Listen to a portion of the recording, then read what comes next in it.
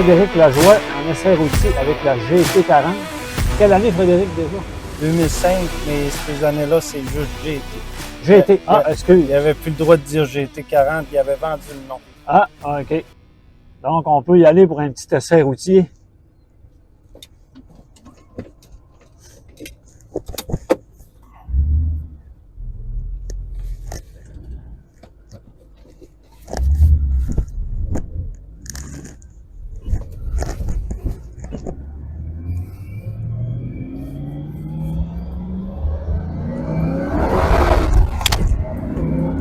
On voit que ça part à la route. Rappelle-moi le nombre de HP, Frédéric. Ouais. 550, OK. 720 de torque. Pour un auto qui est quand même pas trop lourd. Là. Non, c'est quand même assez léger. Là. Beaucoup de pièces en aluminium, entre autres.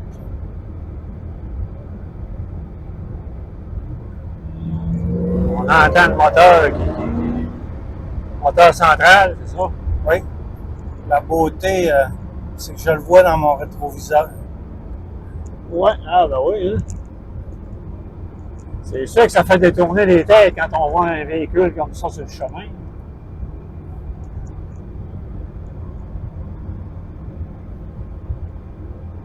Signé Carole Shelby. Est-ce qu'ils sont tous signés ou bien c'est pas...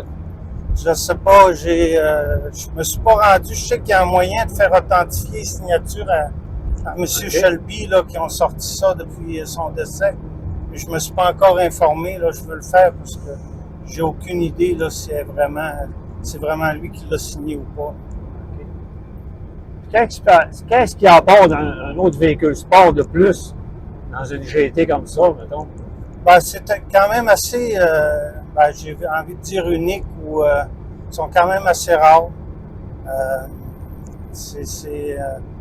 Quand tu te promènes avec, tout le monde te regarde, tu vois le monde sortir les appareils photo, te prendre en photo.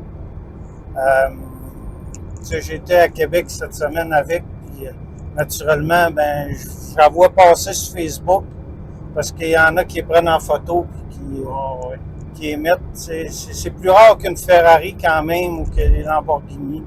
Oui. La carrosserie, est-tu faite d'aluminium? En grande partie, c'est de l'aluminium. OK. Peut-être aussi composé de plastique à certaines places. Là, mais... OK. C'est un châssis aussi en aluminium qui est un châssis de course, là, c'est pas...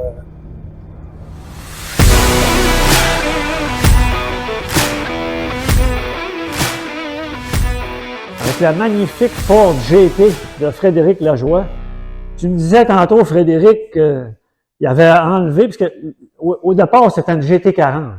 Oui, dans les années 60, ils appelaient ça une GT40. Le 40 était pour la hauteur, 40 pouces du sol.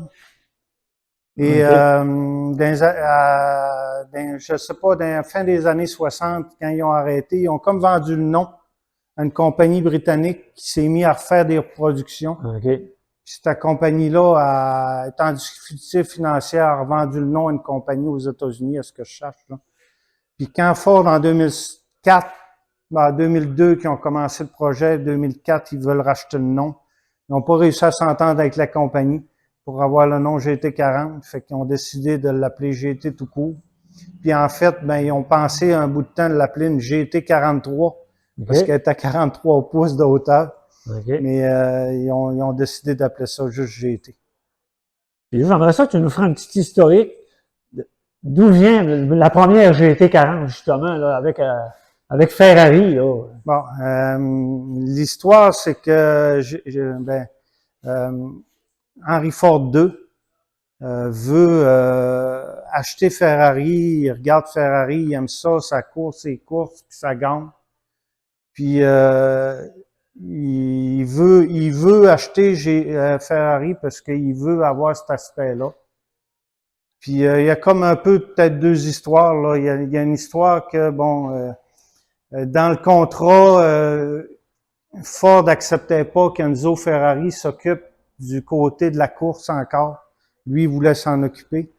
Fait que ça a l'air que c'est pour ça que Enzo Ferrari a décidé qu'il vendait plus. Il y a une autre histoire parallèle aussi que Enzo Ferrari voulait pas de Ford, puis il aimait mieux que ça reste en Italie, fait qu'il regardait pour avoir Fiat comme partenaire, puis il se servait de Ford pour faire mousser, monter le prix auprès de Fiat. Mais peu importe quelle histoire est vraie, ben Henry Ford II s'est fâché quand il a vu qu'il voulait plus vendre, puis il a dit « Je vais aller te battre sur ton propre terrain ». Fait qu'ils ont engagé une compagnie en Grande-Bretagne, puis ils ont monté la GT. Première s'appelait GT Mark 1, parce que cette compagnie-là avait un châssis qui appelait Mark 1. OK. Puis ils ont fait, c'était un 2,89, un 4,7 litres qu'il y avait là-dedans. Puis ils ont monté un char, mais c'était plus ou moins fiable, ça marchait pas les premières années. Après ça, ils ont rentré un 7 litres dedans. Puis là, ils ont amélioré la fiabilité, ça a pris 2 ou 3 ans. Là. Puis après ça, ils se sont mis à battre Ferrari puis à gagner les 24 heures du Mans et d'autres courses. Là. Dont une fois, ils ont fait les trois premières places. Mais il y avait des 7 litres qui ont gagné, puis il y avait des 4,7 aussi. OK.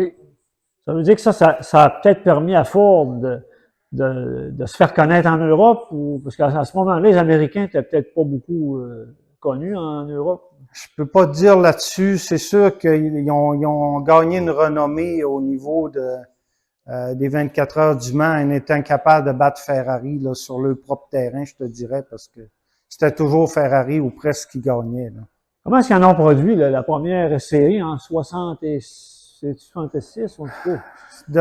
Si je me trompe pas, ils en ont produit 31 pour la route. Parce Okay. que fallait que t'en ailles sur la route pour être homologué. OK. Puis ils en ont produit des voitures de course, 160 kicks, là, si je me trompe pas. OK. Dont plusieurs ont été détruites là, au fil des années. Là, mais... Donc la tienne, tu me disais, c'est une quelle année? 2005. En 2005 ou 2006, ils en ont refait des exemplaires, c'est ça? 4038 dans les 2 années. OK. Vendu à travers le monde. Vendu principalement aux États-Unis, mais à travers le monde. Ah, OK. Existait-tu d'autres couleurs que rouge ou bien? 2005-2006, ça se faisait en blanc, en bleu, en gris, en rouge, en jaune, puis en noir, si je me trompe pas. Ah. Les plus populaires sont... parce qu'on dirait qu'on voit plus de rouge, peut-être. Peut-être que ça remarque plus avec le rouge. Écoute, il y en a, où je l'ai acheté, il y en avait 2 rouges. 2 rouges, une jaune, une grise. Ah ouais? Ouais. C'est John Scotty, pour ne pas le nommer. Ouais. Lamborghini Montréal. Okay. Faire un peu de pub. Si on parle côté moteur, de cette édition-là, ça doit être différent un peu de la première année, j'imagine. Ça, c'est un 5.4 Supercharge. OK. 550 chevaux, 720 de torque.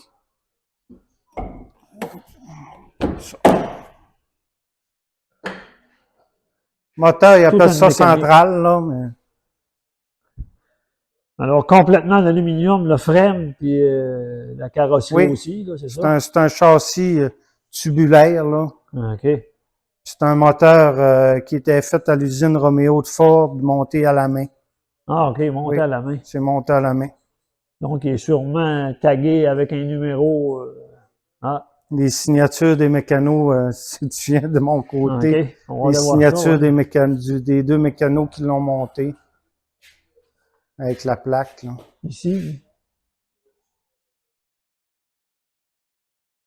Les signatures là. OK.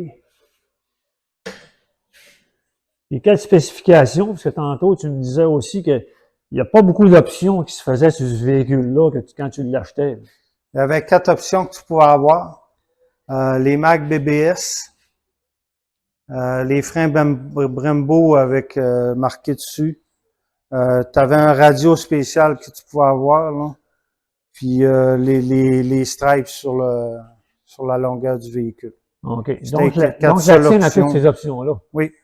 C'est qui fait qu'elle petit peu plus de valeur que les autres, pareil, si on veut. Ouais, en théorie, oui. OK.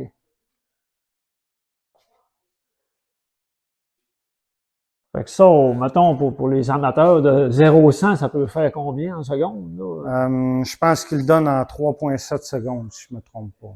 Ouais. Fait que donc, c'est quand même assez... c'est sûr qu'avec les gros pneus qu'il y a là, ça doit coller la route, mais quand même, ça doit pas être facile, ça doit pas être dur à faire patiner. Non, pas, Hein? pas vraiment.